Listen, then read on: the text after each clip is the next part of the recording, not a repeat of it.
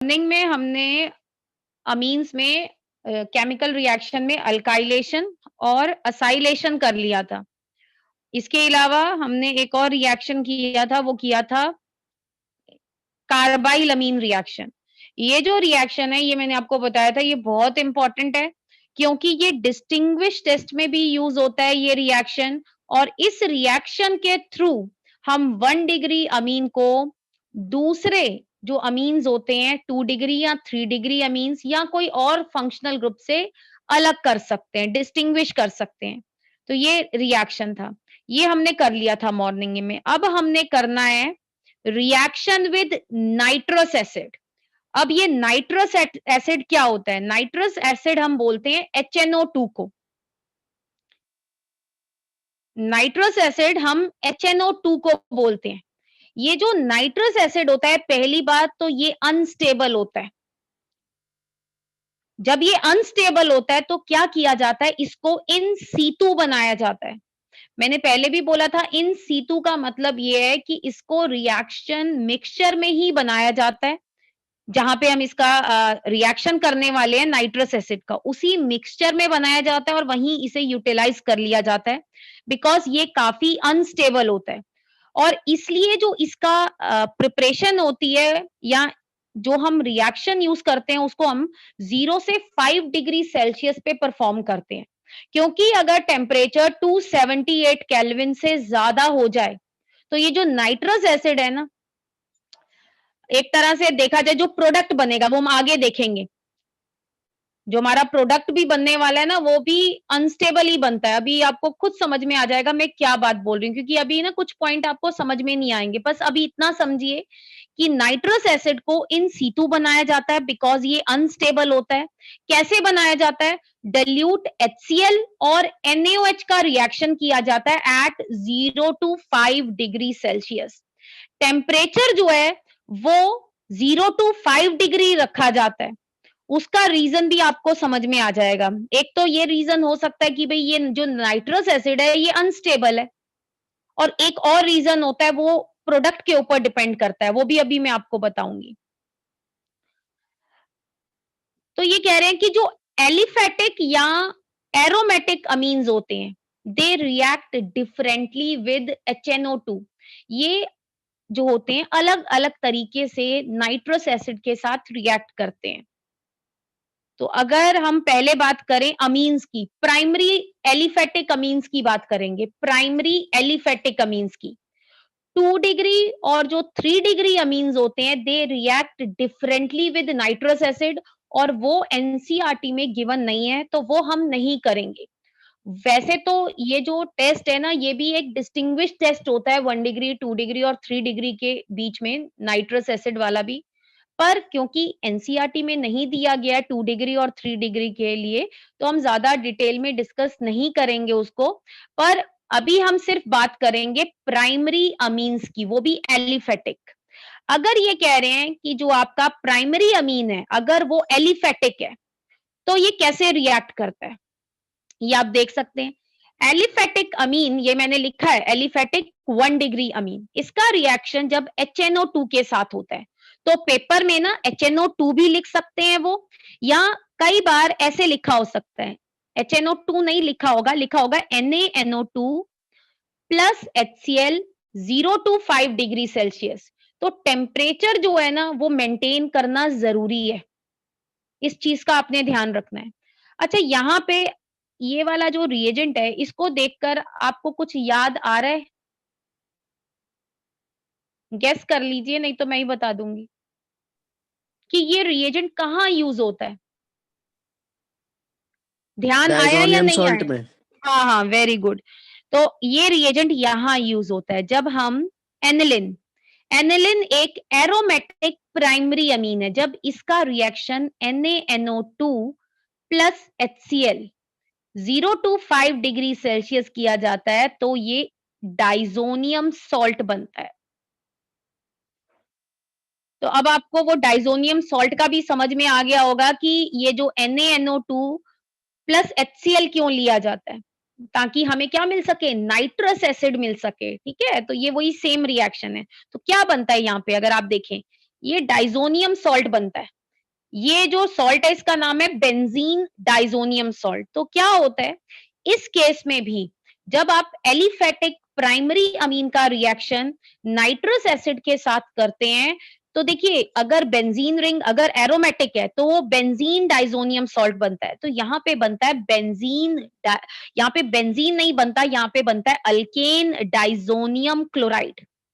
अब ये aliphatic diazonium chloride है ना? अगर आप ये इसकी बात करें, बेंजीन के ऊपर अगर N2 प्लस Cl माइनस लगाओ तो this is benzene diazonium chloride. लेकिन यहाँ पे देखें, यहाँ पे R ग्रुप है जो कि एलिफेटिक है। तो इस वजह से यहाँ पे जो आपका डाइजोनियम सॉल्ट बन रहा है, it is alkane diazonium chloride. तो ये होता है कि ये जो अल्केन डाइजोनियम क्लोराइड होता है as compare to aromatic diazonium salt, ये जो होता है ये अनस्टेबल होता है। अब क्यों होता है उसका रीजन अभी मैं बाद में बताऊंगी।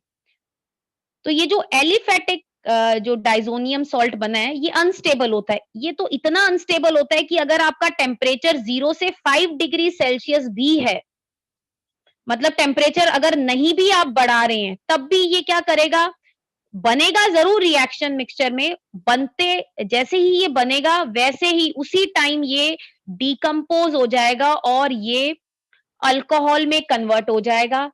साथ ही साथ उसमें से एक गैस रिलीज होगी, नाइट्रोजन गैस प्लस HCl बनेगा।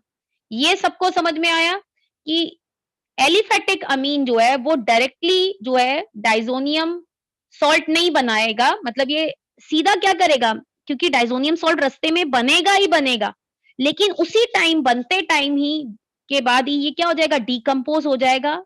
तो ये क्या बनाता है, अल्कोहल बनाता है। तो कई बार बुक में जब मान लीजिए या पेपर में क्वेश्चन आ जाता है और ये एलिफेटिक अमीन लिखा होता है, इसके ऊपर मान लीजिए मैं रिएक्शन कर रही हूँ HNO2 से, तो मुझसे बोला जाता है कि क्या प्रोडक्ट बनेगा, तो हम ये तो इंटरमीडिएट एक तरह से बना है ना, बीच में बना उसी टाइम डिकम्पोज हो गया, तो ये नहीं लिखेंगे हम, ये लिखेंगे कि इससे जो है आपका क्या बना, इससे अल्कोहल बना। अगर आपके पास मिथेनमीन यूज हो रहा है तो मिथेनमीन से, अगर सपोज आपके पास मिथेनमीन हो तो मिथेनमीन से क्या बनेगा, अगर आप उसका HNO2 के साथ रिएक्शन करेंगे मिथेनॉल बनेगा। तो ये कन्वर्जन की फॉर्म में भी हम यूज कर सकते हैं। ये तब बनता है जब आपका कौन सा अमीन हो, प्राइमरी अमीन हो, वो भी कौन सा प्राइमरी अमीन, जो एलिफेटिक हो। अच्छा, इसका मतलब ये जो रिएक्शन है ये सिर्फ कौन देते हैं, एलिफेटिक प्राइमरी अमीन देते हैं। मतलब अगर मैं ये कहूं कि ये जो रिएक्शन है ये स्पेसिफिकली एलिफेटिक प्राइमरी अमीन के लिए, तो गलत नहीं है।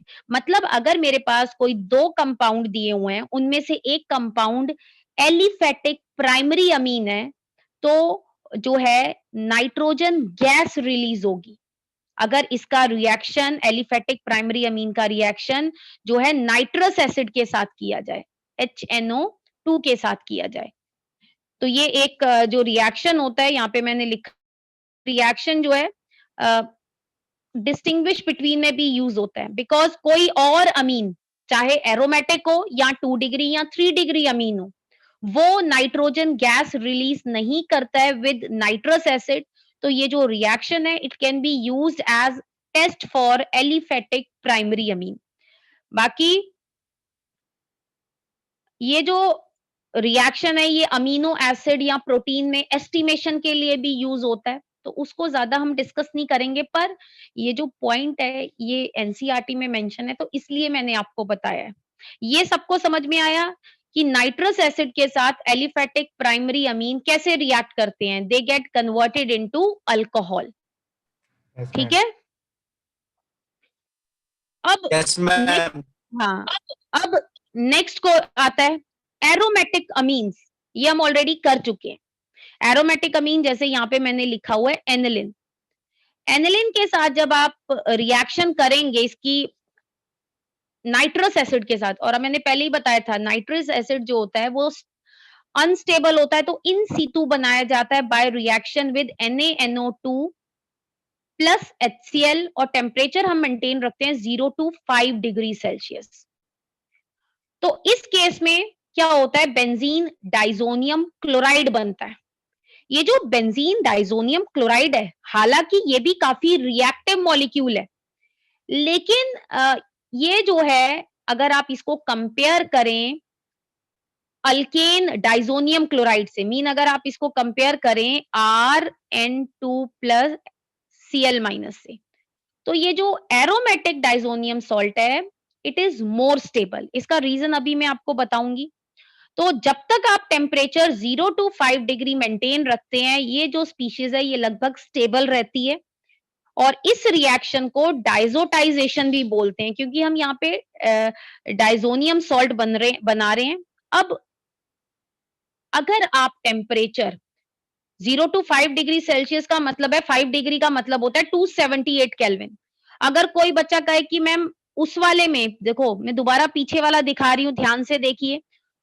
जो पहला मैंने एलिफेटिक प्राइमरी अमीन का रिएक्शन बताया, इसमें आपने देखा होगा कि ये जो डाइजोनियम क्लोराइड बन रहा है एलिफेटिक, ये क्या कर जाता है, ये इतना अनस्टेबल होता है कि टेम्परेचर अगर 0 to 5 डिग्री भी हो तब भी ये डिकम्पोज कर जाएगा। लेकिन जो एरोमेटिक, ये जो बेंजीन डाइजोनियम क्लोराइड बना है, ये तब डिकम्पोज करता है जब टेम्परेचर 278 मतलब 5 डिग्री से ज्यादा हो। अगर टेम्परेचर 5 डिग्री से ज्यादा होता है, क्योंकि अगर आप देखें ये जो आपका ऊपर वाला रिएक्शन हुआ है, एक मिनट, ये वाला एनिलिन का, इसमें पानी भी है, HCl भी है, मीडियम एसिडिक ही है। लेकिन अगर आप टेम्परेचर बढ़ा दें, जैसे ही ये डाइजोनियम सॉल्ट बढ़े, आप टेम्परेचर बढ़ा दें, मतलब टेम्परेचर आप क्या कर दें, 278 से बढ़ा दें, 5 डिग्री से बढ़ा दें, तो क्या होगा, ये जो डाइजोनियम सॉल्ट बना होगा ना, बेंजीन डाइजोनियम क्लोराइड, ये क्या करेगा, it get converted into phenol.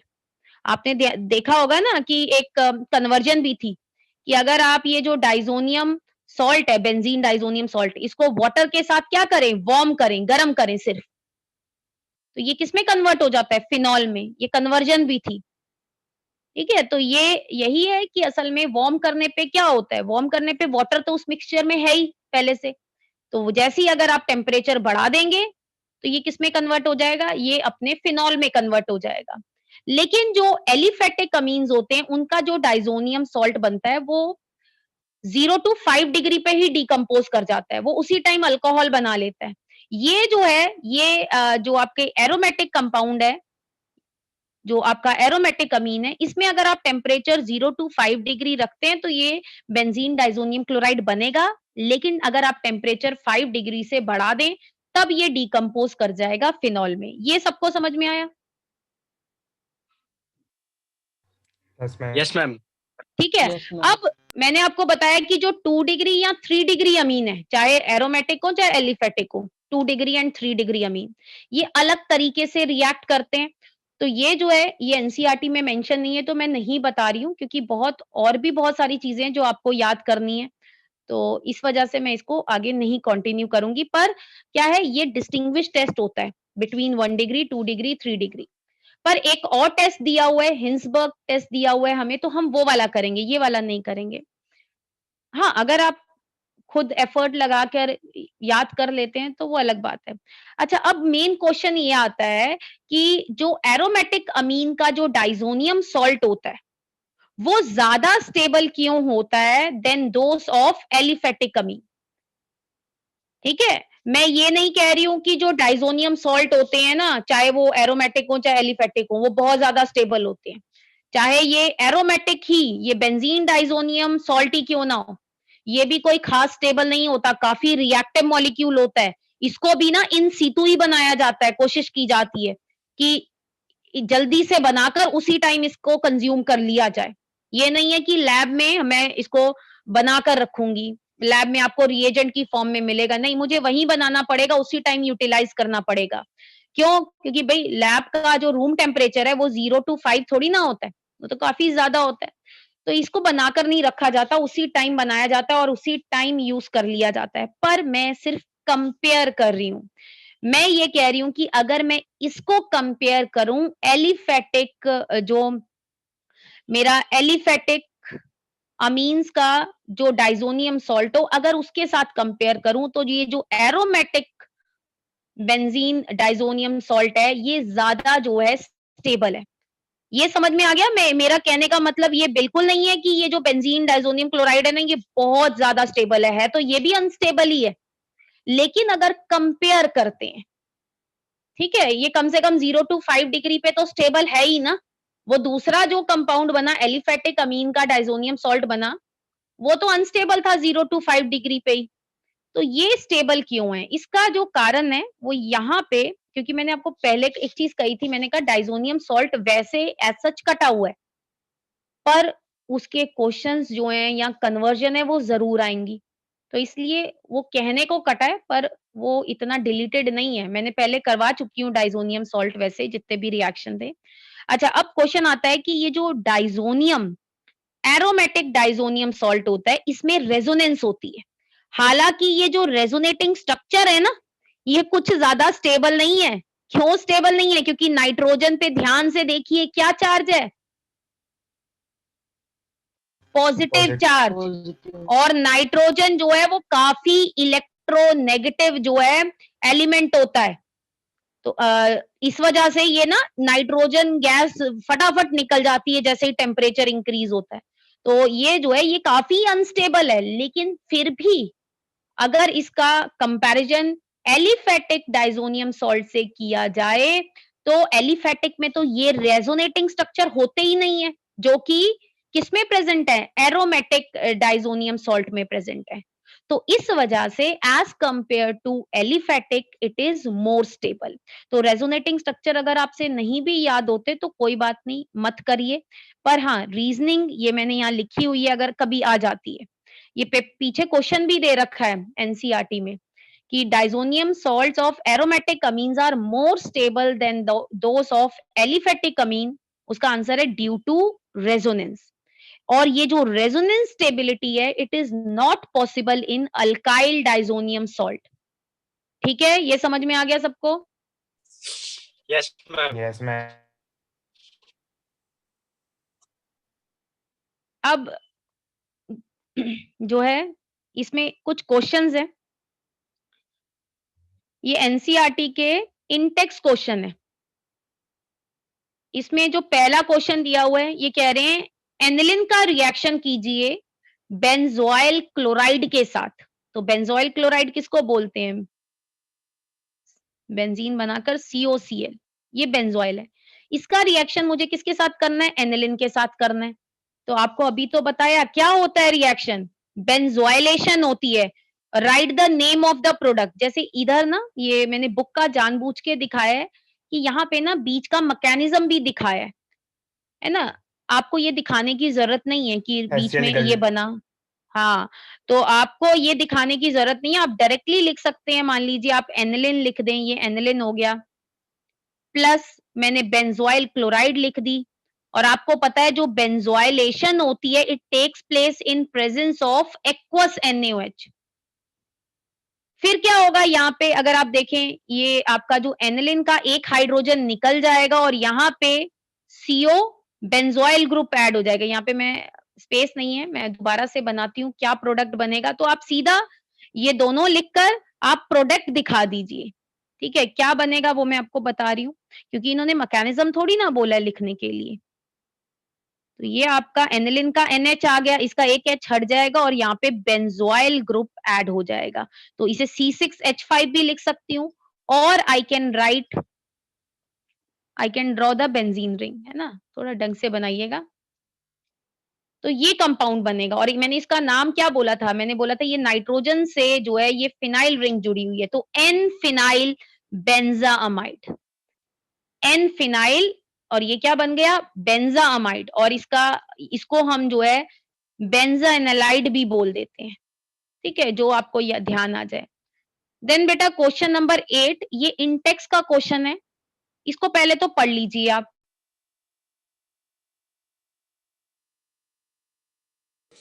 ये कह रहे हैं कि ये एक मॉलिक्यूलर फॉर्मूला है C3H9N। आपने इसके जितने भी आइसोमर्स बनते हैं उसका स्ट्रक्चर बनाना है और उनका नाम लिखना है। इसके बाद आपको देखो ऊपर लिखा है कि स्ट्रक्चर बनाना है, नीचे लिखा है right IUPAC name of the isomer.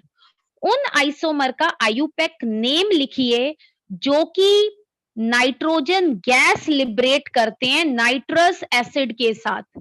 अब पहले तो मुझे ये बताइए कि कौन जो है नाइट्रोजन गैस लिबरेट करता है नाइट्रस एसिड के साथ? Only 1 degree alkyl amine.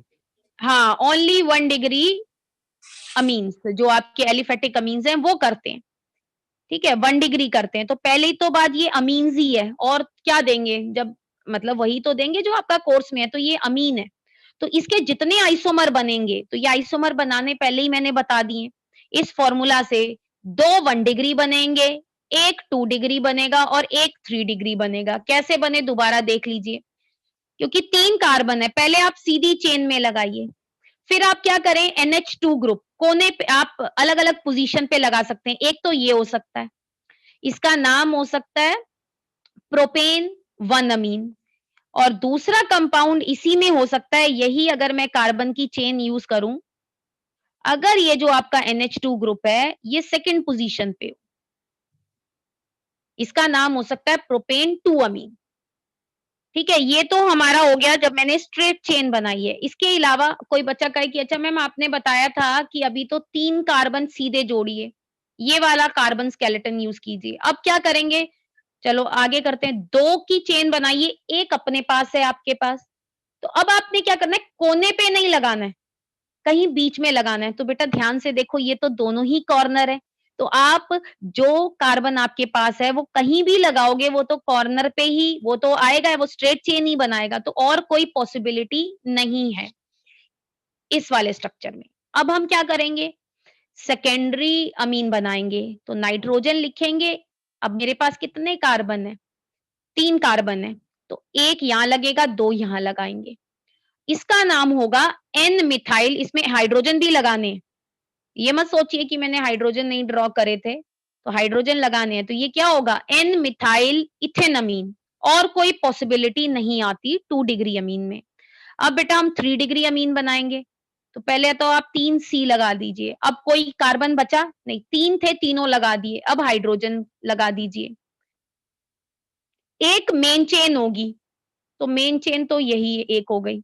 बाकी क्या नाम बनेगा, एन एन डाइमिथाइल मिथेनमीन, तो नेमिंग हमने पहले ही डिस्कस कर ली थी। तो ये 1 2 3 4 आइसोमर बने, लेकिन इन्होंने बोला है कि वो आइसोमर बताइए। हालांकि मैंने सबके नाम लिख दिए हैं, लेकिन वो आइसोमर बताइए, और उन आइसोमर के नाम लिखने जरूरी हैं जो नाइट्रस एसिड के साथ नाइट्रोजन गैस देते हो।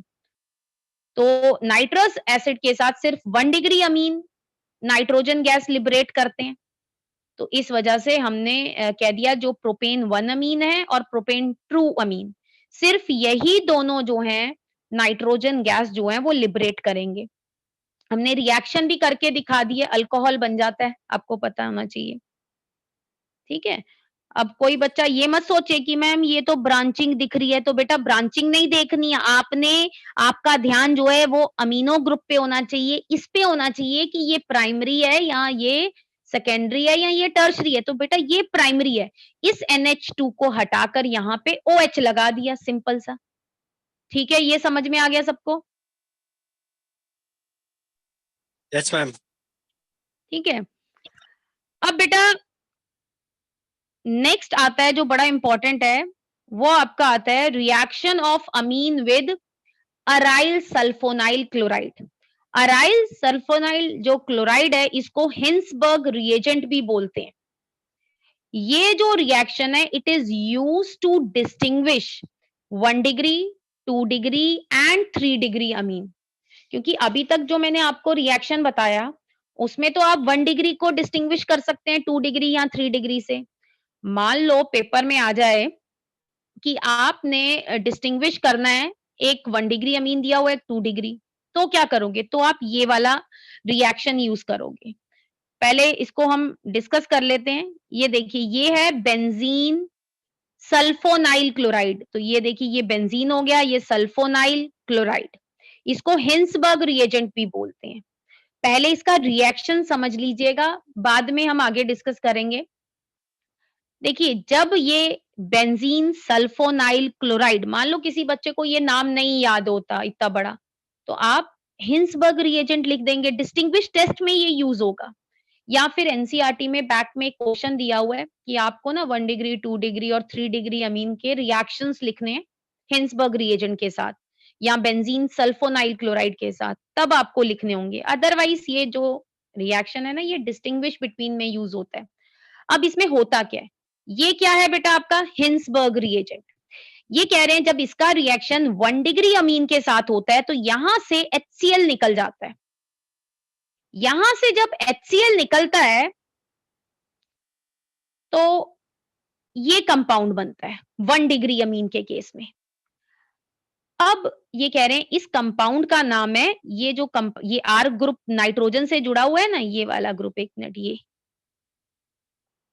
R group, N alkyl benzene sulphonamide, क्योंकि ये जो ग्रुप होता है ना ये वाला, इसको सल्फोनामाइड बोलते हैं।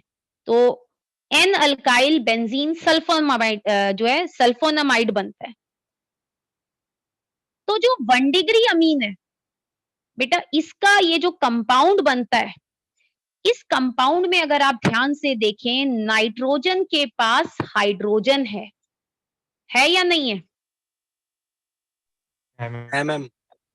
तो ये कह रहे हैं कि जब ये जो हाइड्रोजन होता है जो कि नाइट्रोजन से जुड़ा हुआ है, और नाइट्रोजन से अगला ग्रुप क्या है, ये आपका सल्फोनाइल ग्रुप है, तो ये जो ग्रुप है, ये जो हाइड्रोजन होता है जो नाइट्रोजन से जुड़ा हुआ है, इस कंपाउंड में सल्फोनामाइड में ये जो हाइड्रोजन होता है ये काफी एसिडिक होता है। अब आप खुद सोचो इसका मतलब क्या हुआ, ये कंपाउंड क्या होगा, एसिडिक होगा। और अगर इस एसिडिक कंपाउंड में अगर आप कोई अल्कली डाल दें, बेस डाल दें, जैसे कि KOH डाल दें, तो ये खुद एसिडिक है। तो अगर आप इसमें कोई बेस डाल दें तो एसिड और बेस मिलकर क्या बनाते हैं, सॉल्ट बनाते हैं। और आपको पता होना चाहिए जो सॉल्ट होते हैं they are soluble in water. तो इस वजह से ये कह रहे हैं कि ये जो भी कंपाउंड बनेगा, ये जो होगा it will be soluble in alkali. क्यों सॉल्युबल होगा? Because hydrogen attach to nitrogen in sulfonamide is strongly acidic due to electron withdrawing sulphonyl group. क्योंकि आप खुद सोचिए ये आसानी से अपना जो है, ये क्या है, इलेक्ट्रॉन विड्रॉइंग ग्रुप है, तो ये आसानी से अपना ये जो हाइड्रोजन है ना ये दे देगा, इस वजह से ये सॉल्युबल इन अल्कली होता है। तो ये जल्दी से जो है अपना हाइड्रोजन जो है वो दे देगा। और यहाँ पे जो है, यहाँ पे जैसे मान लीजिए सॉल्ट फॉर्मेशन हो जाएगी नाइट्रोजन पे, जैसे माइनस इधर, एक मिनट, और यहाँ पे K प्लस बन जाएगा, सॉल्ट बन जाएगा। ये अभी मैं आपको डिस्कस करूंगी। अब बेटा नेक्स्ट देखिए 2 डिग्री अमीन के साथ क्या होगा। तो ये देख लीजिए, ये 2 डिग्री अमीन है, ध्यान से देखना रिएक्शंस को। अब इस 2 डिग्री अमीन के पास भी यहाँ पे ये हाइड्रोजन है, तो ये भी इस सल्फोनाइल क्लोराइड के साथ रिएक्ट करेगा और जो HCl है वो इसमें से निकल जाएगा। अब ये जो कंपाउंड बनेगा, अगर आप ये देखें, ये जो नया कंपाउंड बन रहा है, इसमें 2 अल्काइल ग्रुप हैं, नाइट्रोजन से जुड़े हुए हैं, और ये जो फंक्शनल ग्रुप आया नया, इसको बोलते हैं सल्फोनामाइड। तो ये कंपाउंड क्या बनेगा, NN डाइअल्काइल, ये डाइअल्काइल बेंजीन सल्फोनामाइड। अब मुझे सोच के बताइए, जो मैंने पीछे बोला था, ये जो कंपाउंड जो बना, कब बना, जब 2 डिग्री अमीन को हमने हिंसबर्ग रिएजेंट के साथ रिएक्ट किया। मुझे ये बताइए क्या ये कंपाउंड में कोई एसिडिक हाइड्रोजन है या नहीं है? नहीं है मैम। नहीं है। नहीं है। जब इसके पास कोई हाइड्रोजन नहीं है तो क्या ये अल्कली में सॉल्युबल होगा? नहीं मैम। नहीं होगा। नहीं होगा। नो तो मैम। देखिए दोनों में फर्क आ गया। दोनों में क्या फर्क आ गया? अगर 1 डिग्री अमीन का रिएक्शन आप सल्फोनाइल क्लोराइड के साथ करते हैं और उसमें अल्कली डाल दें काफी सारा। अब कोई बच्चा बोले काफी सारा क्यों बोल रही है मैम? भाई काफी सारा इसलिए बोल रही हूँ कि ये जो शुरू-शुरू में जो HCl बनता है कुछ तो इसको न्यूट्रलाइज करने में यूज हो जाएगा, जो फालतू अल्कली बचेगा वही तो सॉल्ट बनाएगा, ठीक है, इसलिए एक्सेस में लेते हैं। तो इट इज, तो अगर जो 1 डिग्री अमीन का रिएक्शन आप हिंसबर्ग रिएजेंट के साथ करते हैं in presence of excess KOH, तो जो भी कंपाउंड बनेगा वो सॉल्युबल होगा, इस वजह से आपको क्या मिलेगा, क्लियर सोल्यूशन मिलेगा। ये समझ में आया?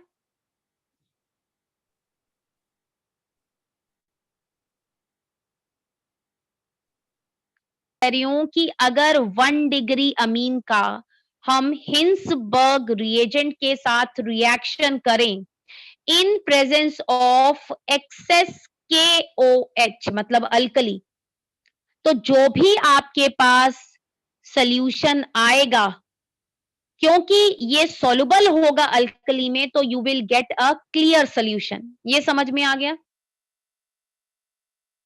Clear ma'am. मतलब उसमें कोई भी इनसॉल्युबल चीज ma'am. नहीं होगी। और अब देखिए नीचे जो था, अगर आप 2 डिग्री अमीन का रिएक्शन हिंसबर्ग रिएजेंट के साथ करें in presence of excess of KOH, तो क्या जो आपके पास सोल्यूशन आएगा वो सॉल्युबल आएगा या इनसॉल्युबल आएगा? इनसॉल्युबल आएगा, Insoluble. ठीक है। चलिए अब आगे बढ़ते हैं। अब ये देखिए 3 डिग्री अमीन, 3 डिग्री अमीन है ये, 3 डिग्री अमीन का रिएक्शन मैंने हिंसबर्ग रिएजेंट के साथ किया।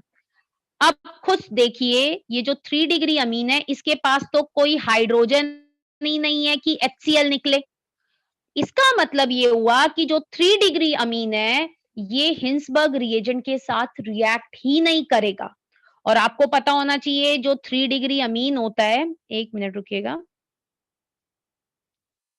जो 3 डिग्री अमीन होता है it remain insoluble in KOH, क्योंकि रिएक्शन ही नहीं होगा तो ना ही कोई सॉल्युबल चीज बनेगी ना कोई इनसॉल्युबल बनेगी।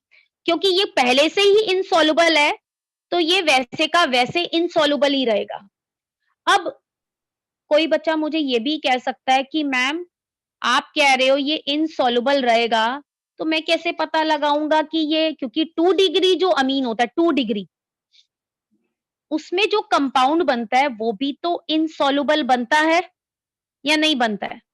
तो इससे अगला स्टेप देखिए, ये कह रहे हैं जो 3 डिग्री अमीन का जो इनसॉल्युबल पार्ट होता है, अगर आप उसमें एसिडिफिकेशन करें, उसमें एसिड डाल दें, तो 3 डिग्री अमीन क्या बना लेता है, सॉल्ट बना लेता है, और सॉल्ट पानी में सॉल्युबल होता है। तो जो 3 डिग्री अमीन है, क्योंकि यहां पे रिएक्शन हुआ ही नहीं, यहां पे सल्फोनामाइड बना ही नहीं, ठीक है, तो ये जो 3 डिग्री अमीन इनसॉल्युबल रहेगा, अगर आप इसमें एसिड डाल देंगे तो ये जो 3 डिग्री अमीन है ये अपना कोई सॉल्ट बना लेगा which will be soluble in water.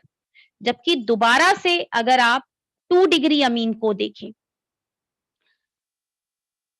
खुद सोचिए ये 2 डिग्री अमीन था, 2 डिग्री अमीन से बनने वाला सल्फोनामाइड था, NN di alkyl benzene sulphonamide. मान लीजिए ये अल्कली में जब आपने इसका रिएक्शन किया हिंसबर्ग रिएजेंट के साथ और उसके अंदर आपने KOH भी डाल दिया, ये इनसॉल्युबल बना। लेकिन बेटा जब आप इसमें HCl डालेंगे, क्या ये सॉल्युबल हो जाएगा या इट विल रिमेन इनसॉल्युबल? भाई इसमें तो सॉल्ट तो बनेगा ही नहीं ना, क्या बनेगा इसमें सॉल्ट? क्योंकि इसके पास तो भाई इसमें कोई बनेगा ही नहीं, है तो एसिडिक ना बेसिक, तो ये जो है ये तो रिमेन इनसॉल्युबल। लेकिन जो 3 डिग्री अमीन है उसका कोई रिएक्शन नहीं होगा, लेकिन अगर आप उसमें एसिड डाल देंगे then it will become soluble in water, ठीक है। अब इसी को यहां पे अगर आप देखें इन्होंने प्रॉपर फॉर्म में लिखा हुआ है, इन्होंने कहा है इस टेस्ट को हम यूज कर सकते हैं as a distinguish test between primary, secondary and tertiary amine. इस टेस्ट में क्या किया जाता है, अमीन्स को is shaken with Hinsberg reagent in presence of excess aqueous KOH solution. दोबारा से मैं वो रिएक्शन एक्सप्लेन कर रही हूं तो अब ध्यान से सुनिएगा। ये कह रहे हैं जब शुरुआत में 1 डिग्री अमीन जब रिएक्ट करता है हिंसबर्ग रिएजेंट के साथ, तो जो भी कंपाउंड बनता है क्योंकि वो जो कंपाउंड है उसमें एक एसिडिक हाइड्रोजन है, तो इस वजह से अगर आप इसमें KOH डालेंगे तो ये जो कंपाउंड या ये जो मिक्सचर बनेगा इट विल बी, ये क्या करेगा, ये देखिए सॉल्ट बन गया KOH के साथ, ये हाइड्रोजन यहां से निकल गया, तो ये क्या होगा भाई, ये आपका it become soluble in KOH। और अब इसमें अगर आप दोबारा से एसिड डाल दें, दोबारा से एसिड डाल दीजिए, तो मतलब KOH डाला तो वो सॉल्युबल हो गया, और दोबारा से अगर आप इसमें एसिड डाल दें, बेस डाला तो सॉल्युबल हो गया, अब दोबारा से अगर आप इसमें एसिड डालेंगे तो ये क्या करेगा, दोबारा से यहाँ पे H आ जाएगा, then it will become insoluble in HCl। ये समझ में आ गया? Yes ma'am. नहीं समझ में आया तो मुझे दोबारा एक बारी टोक दीजिए कि भाई मैम हमें नहीं समझ में आया। इसको मैं थोड़ा दोबारा बता रही हूँ कि 1 डिग्री अमीन का जब आपने रिएक्शन किया, ये जो कंपाउंड बना, क्योंकि इस कंपाउंड के पास एसिडिक हाइड्रोजन है, तो जब आप इसमें KOH डालेंगे तो ये घुल जाता है। क्यों घुल जाता है? बिकॉज इसमें सॉल्ट बन जाता है। अब इसमें अगर आप दोबारा HCl डाल दें तो ये दोबारा से इसी में ये बन जाएगा, कन्वर्ट हो जाएगा। तो HCl डालने पे on acidification it become insoluble. ये समझ में आ गया? Yes, ma'am. ठीक है, अब हम 2 डिग्री अमीन पे चलते हैं। ये 2 डिग्री अमीन है। अब ये देखिए 2 डिग्री अमीन में हमने क्या किया, हिंसबर्ग रिएजेंट डाला। ये जो भी कंपाउंड आया, तो मान लीजिए मैंने इसका रिएक्शन क्या किया, 2 डिग्री अमीन का मैंने हिंसबर्ग रिएजेंट के साथ किया। तो ये जो भी कंपाउंड आया, अगर इसमें KOH डालेंगे, तो क्योंकि ये जो कंपाउंड बना, ये इसके पास एसिडिक हाइड्रोजन नहीं है, तो अल्कली डालने पे ये क्या रहेगा, इनसॉल्युबल रहेगा। और अगर आप इसमें कहें मैम इसमें मैं HCl डालूं, तो भी बेटा कोई फर्क नहीं पड़ेगा, ये तब भी इनसॉल्युबल ही रहेगा। KOH डालने के बाद भी इनसॉल्युबल रहा और HCl डालने के बाद भी इस पे कोई असर नहीं हुआ। ये समझ में आ गया? Yes, ma'am. ठीक है, अब लास्ट देख लीजिए 3 डिग्री अमीन। तो 3 डिग्री अमीन में जब आपने हेंसबर्ग रिएजेंट डाला, तो भाई पहली बात तो कोई रिएक्शन ही नहीं हुआ, और ये जो बेटा 3 डिग्री अमीन है ये वैसे का वैसा रहा रिएक्शन मिक्सचर में। और 3 डिग्री अमीन जो होता है ना, ये KOH में नहीं घुलता। हालांकि जो 2 डिग्री अमीन था उसमें भी जो कंपाउंड, उसमें रिएक्शन हुआ, पर उसमें ये जो कंपाउंड बना था ना, ये भी KOH में नहीं घुलता था। पर ये जो 3 डिग्री अमीन है, ये खुद जब KOH में नहीं घुला, पर अगर आप इसमें एसिड डाल दें, तो ये जो 3 डिग्री अमीन है, ये सॉल्ट बना लेता है और ये क्या बन जाएगा, सॉल्युबल। तो फर्क यहां पे आ जाएगा कि 2 डिग्री अमीन जो है, अगर मान लो यहाँ 2 डिग्री अमीन होता, इसको मैं दूसरे कलर से लिखती हूँ, यहाँ 2 डिग्री अमीन होता, तो 2 डिग्री अमीन का रिएक्शन होता, उसमें जब आप KOH डालते तो वो इनसॉल्युबल रहता और HCl डालने के बाद भी वो इनसॉल्युबल रहता। लेकिन यहाँ पे ये 3 डिग्री अमीन है, पहली बात इसका रिएक्शन नहीं हुआ, दूसरी बात जो रिएक्शन मिक्सचर आएगा, आपको कैसे पता लगेगा भाई रिएक्शन हुआ नहीं हुआ, जब आप उसमें KOH डालेंगे तो वो इनसॉल्युबल ही रहेगा, और एसिड डालने के बाद भी वो जो है वो क्या हो जाएगा, सॉल्युबल हो जाएगा, बिकॉज उसने क्या बना लिया होगा, सॉल्ट बना लिया होगा। यहाँ पे आप ये देख लीजिए।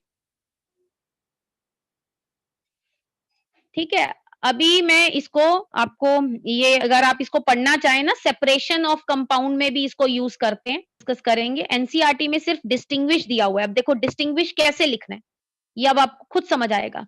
1 डिग्री अमीन में हेंसबर्ग रिएजेंट डालना है in presence of excess KOH, तो आपको क्या मिलेगा, क्लियर सोल्यूशन मिलेगा KOH में, जिसमें एसिड डालने पे एक इनसॉल्युबल कंपाउंड जो है सेपरेट हो जाएगा। जबकि 2 डिग्री अमीन में देखिए, 2 डिग्री अमीन में फर्क कहां आया, यहीं पे फर्क आ गया। यहां पे क्लियर सोल्यूशन मिला था KOH में, यहां पे इनसॉल्युबल कंपाउंड बना, जिसमें अगर आप एसिड डाल भी देते हैं तो भी कोई असर नहीं होगा। बोलो। मैम 1 डिग्री में सॉल्युबल बनेगा। हाँ, 1 डिग्री में जो कंपाउंड बनेगा क्योंकि रिएक्शन मिक्सचर में KOH भी है, तो कंपाउंड जो बनता है वो तो इनसॉल्युबल बनता है, लेकिन जैसे ही आप KOH डालते हो we will get clear solution, क्योंकि वो KOH में क्या हो जाएगा, घुल जाएगा। क्योंकि आप देखिए, मैंने ये देखो, इसको ऐसे भी लिख सकते हैं, पहले हिंसबर्ग रिएजेंट डाला, फिर उसमें KOH एक्सेस में डाल दिया, तो क्या होगा, हिंसबर्ग रिएजेंट डालने के बाद जो भी कंपाउंड बनेगा, अगर 1 डिग्री अमीन का कंपाउंड बना है तो वो KOH डालने के बाद क्या बना लेगा, सॉल्युबल हो जाएगा, ठीक है। और ये क्या रहेगा, ये इनसॉल्युबल रहेगा KOH में, ठीक है बेटा। इनका डिफरेंस तो यही आ जाता है। अब अगले उस पे आ जाइए, 3 डिग्री अमीन का।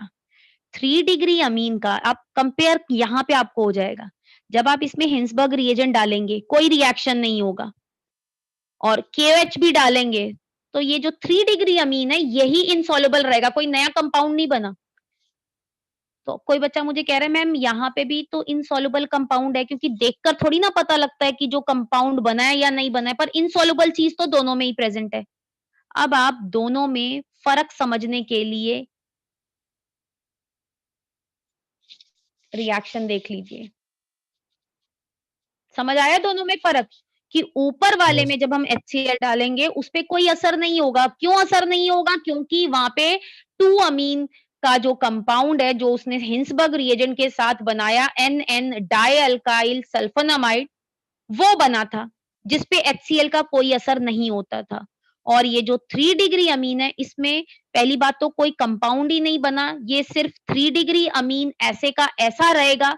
इसमें जब हम HCl डालेंगे, आपको पता है जो अमीन्स होते हैं दे आर लुईस बेसिस, है ना, तो ये क्या करेगा, ये भाई यहाँ पे एक मिनट, यहाँ पे ये प्रोटोनेशन हो जाएगी और यहाँ पे क्या बन जाएगा, सॉल्ट बन जाएगा, इस वजह से ये HCl में घुल जाएगा। जबकि जो 2 डिग्री अमीन का जो कंपाउंड बना होगा इनसॉल्युबल इन KOH, वो जो है it remain unaffected and it remain insoluble. ये समझ आ गया?